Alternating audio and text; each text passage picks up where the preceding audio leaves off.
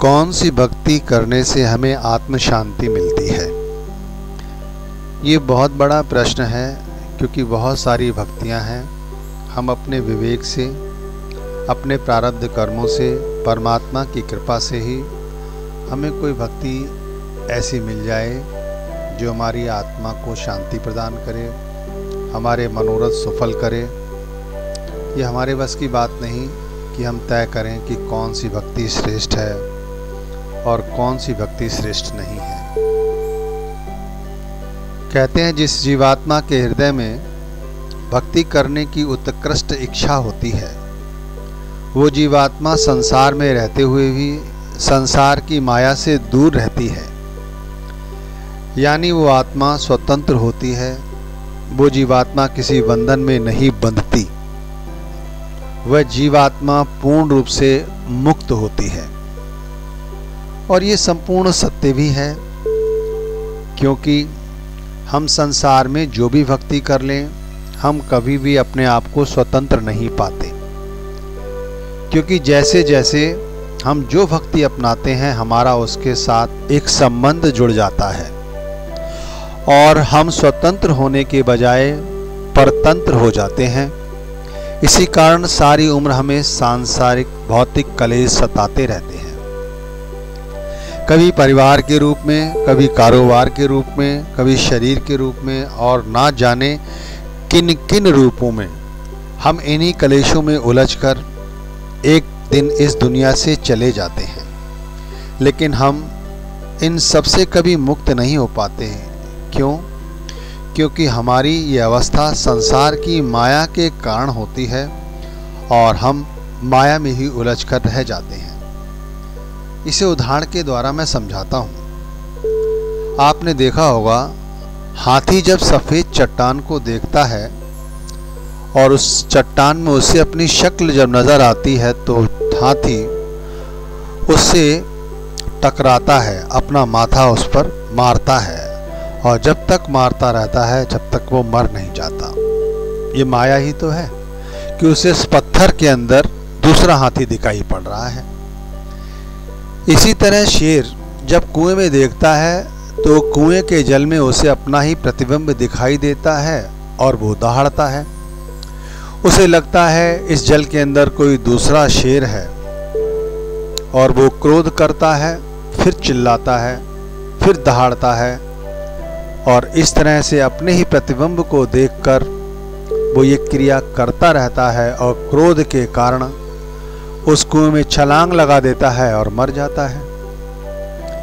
और एक उदाहरण के द्वारा समझाता हूँ। जैसे बंदर है, बंदर को पकड़ने के लिए मदारी एक लोटे का सहारा लेता है। लोटे के अंदर कुछ चने के दाने डाल देता है। लोटे का जो मुंह है काफी तंग होता है, उसके अंदर बंदर अपना हाथ डालता है और अंदर पड़े हुए चनों को मुट्ठी से बांध लेता है। फिर वो बड़ी कोशिश करता है अपना हाथ बाहर निकालने की, लेकिन वो निकाल नहीं पाता। और इतनी देर में ही जो मदारी है वो आकर उसको पकड़ लेता है।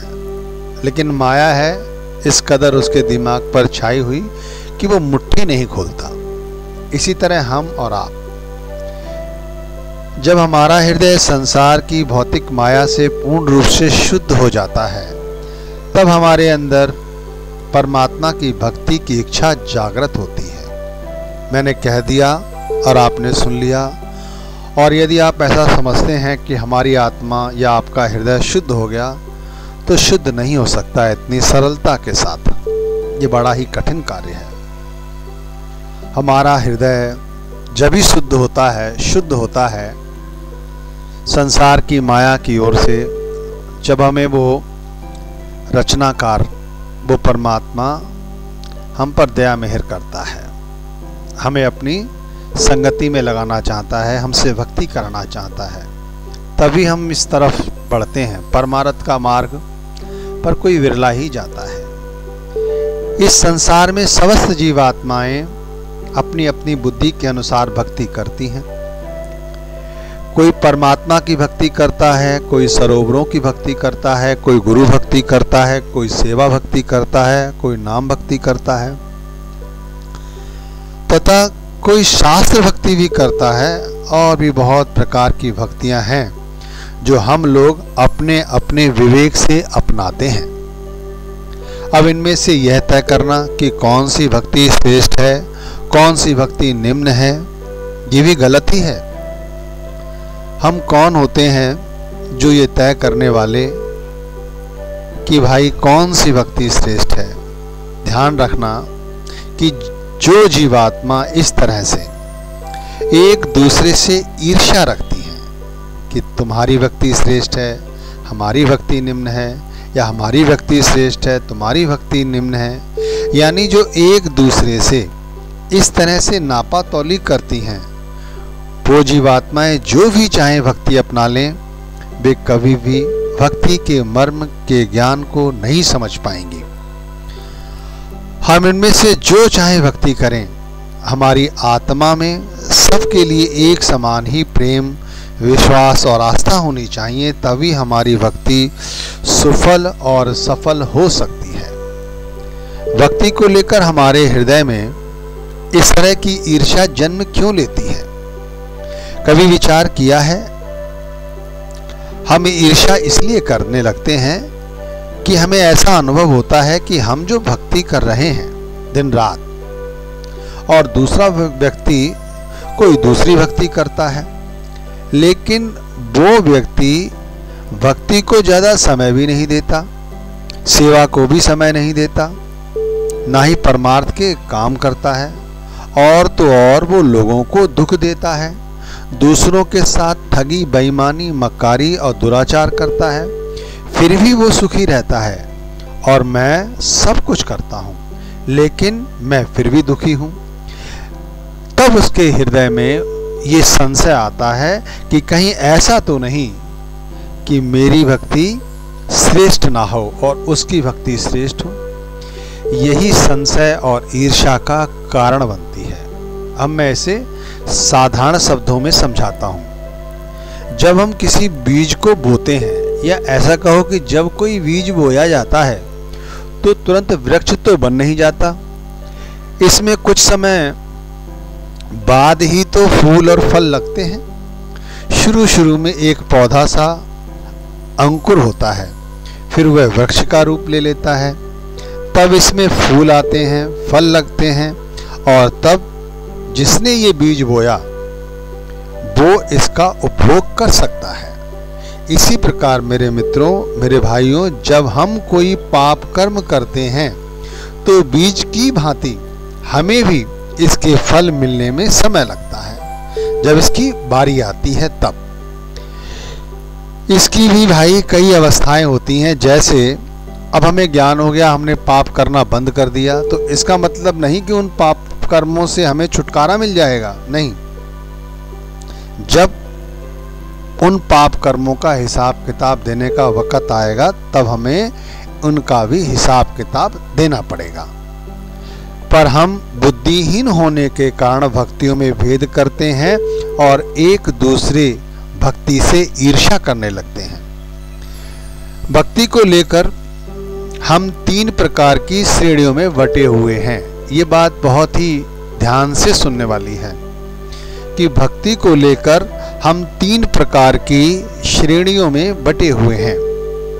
पहली श्रेणी में वह व्यक्ति होता है या वो जीवात्माएं आती हैं जो किसी निहित स्वार्थ की सिद्धि के लिए भक्ति करती हैं और कार्य पूरा हो जाने पर इसे त्याग देती हैं। जैसे कोई पुत्र की अभिलाषा को लेकर भक्ति करता है, कोई अपने शरीर के रोगों को लेकर भक्ति करता है, कोई कारोबार को लेकर भक्ति करता है, और भी इसी तरह की कई इच्छाएं हैं जिन्हें हम लेकर अपने मन को भक्ति की ओर मोड़ते हैं। अब दूसरी श्रेणी में वह व्यक्ति होता है जिसे भक्ति का कोई ज्ञान नहीं होता। ध्यान रखिए, उसे भक्ति का कोई ज्ञान नहीं होता, किंतु स्वतः ही उनकी आत्मा मालिक को प्यार करती है। स्वतः ही उनके कर्म ऐसे होते हैं प्रारब्ध कि उनकी आत्मा परमात्मा को स्वतः ही प्रेम करती है। उनकी आत्मा परमात्मा से स्वतः ही मिलना चाहती है, यानी उनके हृदय में छटपटाहट होती है परमात्मा से मिलने की। जैसे सांसारिक लोगों के हृदय में संसार की माया को प्राप्त करने के लिए दिन रात छटपटाहट होती है, उसी तरह जो संसार की रचना से नहीं अपियुत रचनाकार का साक्षात्कार करना चाहते हैं वो इस दूसरी श्रेणी में आते हैं। उनकी श्रद्धा और उनका विश्वास कोई भी हिला नहीं सकता, ऐसी होती है उनकी भक्ति। ये दूसरी श्रेणी के जीवात्माएं हैं। तीसरी श्रेणी में वो जीवात्माएं, वो व्यक्ति होता है जो परमात्मा को नहीं मानता, जो भगवान को नहीं मानता, जो गुरु को नहीं मानता, जो शास्त्रों को नहीं मानता, जो सरोवरों को नहीं मानता, ना ही इन पर कोई विश्वास करता है। वो तो केवल दिखावे की भक्ति करता है। इसीलिए ऐसे व्यक्ति कभी सुखी नहीं रहते, चाहे उनके पास सारे संसार की माया ही क्यों ना आ जाए। और कुछ समय बाद ये भी देखा गया है कि उनका सब कुछ नष्ट व भ्रष्ट हो जाता है। देखो सतगुरु कहते हैं कि सब कुछ हमारी भक्ति पर ही तो आश्रित है, यानी हमारा हर सुख, हमारा हर सुख और तथा हमारा हर दुख, हमारी हर सोच, हमारा व्यक्तित्व, हमारे मन की शांति, हमारा संतोष, ये सब भक्ति पर ही तो आश्रित है। सब कुछ हमारी इसी भक्ति का केंद्र ही तो है। हम संसार के काम धंधों से, संसार के रिश्ते नातों से, जिम्मेवारी और चिंताओं के बोझ से इस कदर दबे रहते हैं कि ना तो हम कभी खुद को समझ पाते हैं, ना ही परमात्मा को समझ पाते हैं। हम ये अपने सिर से बोझ क्यों नहीं उतार पाते संसार का? क्यों हम संसार के बोझ से इतना दबे हुए हैं? परिवार, कारोबार, समाज, देश और सभी बातों को लेकर, क्योंकि हमें परमात्मा की भक्ति पर विश्वास नहीं होता। हमें तो अपने आप पर विश्वास होता है भाई कि हम ये सब काम कर लेंगे, और इसी धुन में, इस मकड़ जाल में सारी उम्र फंसे रहते हैं। लेकिन जो परमात्मा पर, सतगुरु पर विश्वास करते हैं वो इस बोझ से हमेशा के लिए मुक्त रहते हैं। उन प्राणियों का, उन जीवात्माओं का तो एक ही कथन है, उनकी तो एक ही इच्छा और अभिलाषा है कि जो कुछ होता है वो परमात्मा करता है, जो कुछ करेगा वो परमेश्वर ही करेगा, और जो कुछ हो रहा है वो सब कुछ वो मालिक ही तो कर रहा है। फिर मैं इन चीज़ों की, संसार की वस्तुओं की, संसार की कामनाओं का चिंता क्यों करूं? क्यों ना उस परमात्मा का ही चिंतन करूं? एक सामान्य व्यक्ति के लिए जो हमारी और तुम्हारी तरह है, ये विश्वास कर पाना वाकई में कठिन होता है कि ये विशाल सृष्टि परमात्मा या नाम पर किस प्रकार से आश्रित है। उसी व्यक्ति के आगे यदि हम यह कहते हैं कि परमात्मा की इच्छा के बगैर एक पत्ता नहीं हिलता, जो कुछ होता है वो परमात्मा की मर्जी से होता है, तो वह सामान्य व्यक्ति हमारे बातों को मिथ्या समझता है, उन बातों पर विश्वास नहीं करता, क्योंकि उनका मानना है कि आकाश इतना विशाल है। सोचो आप, कितना विशाल है, उसने सारी दुनिया को ढक रखा है।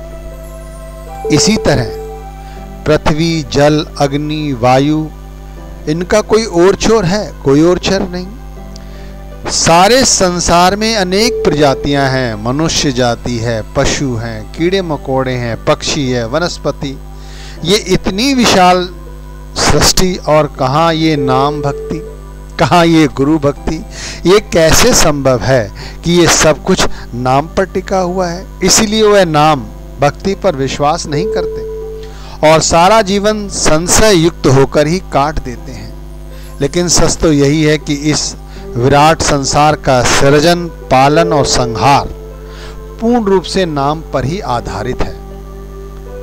पर जैसे सत्संग का शीर्षक है, कौन सी भक्ति करने से हमें आत्म शांति मिलती है, तो भाई अब ये तुम्हारे ऊपर है। और तुम खुद विचार कर सकते हो कि कौन सी भक्ति श्रेष्ठ है। देखो, आप जो चाहे भक्ति अपना लो, वो आपको बाहर आपसे लेकर जाएगी। हर प्रकार की भक्ति हमें खुद से बाहर जाकर भक्ति करने का साधन और तरीका ही समझाती है, लेकिन नाम भक्ति हमें अपने खुद के अंदर जाकर करनी पड़ती है, यानी उस परमात्मा की खोज अपने अंदर जाकर करनी पड़ती है। बाकी और भक्तियों में हम नाम भक्ति को छोड़कर हर भक्ति में उस परमात्मा को बाहर जाकर ढूंढते हैं। कलयुग केवल नाम आधारा, सुमिर सुमिर नर उतरई पारा। गोस्वामी तुलसीदास जी ने कहा है, ये कलयुग है, यहाँ नाम भक्ति के द्वारा ही इस भवसागर को पार किया जा सकता है, नाम रूप में। और नाम कोई वक़्त का पूर्ण संत सतगुरु ही दे सकता है। इसलिए यदि मिल गए हैं ऐसे संत और उन्होंने जो नाम दिया है, तो उस पर विश्वास और उसकी आराधना, उसकी भक्ति करने लग जाओ, बाकी सब कुछ व्यर्थ है। और यदि जो भक्ति करो उन सभी में एक आस्था, एक विश्वास के साथ करो, तो आत्मा को शांति जरूर मिलेगी।